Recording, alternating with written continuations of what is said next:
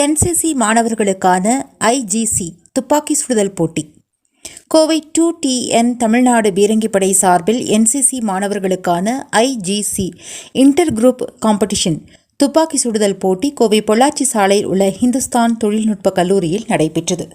இப்போட்டியில் கோவை 2TN பீரங்கிப்படை சார்பில் 15 கல்லூரிகளிலிருந்து 120 மாணவர்கள் பங்கேற்றனர்.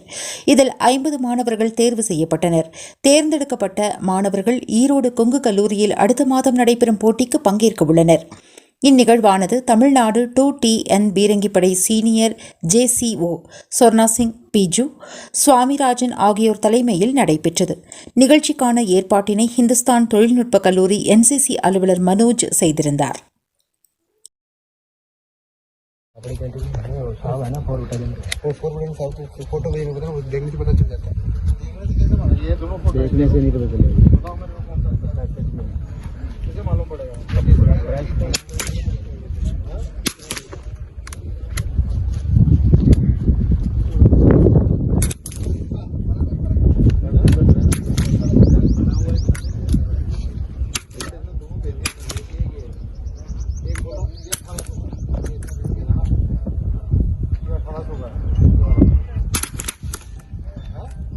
ஜெய் ஹிந்த். I'm cadet Raj. நான் வந்து ரத்னா காலேஜ்ல இருந்து வந்திருக்கேன்.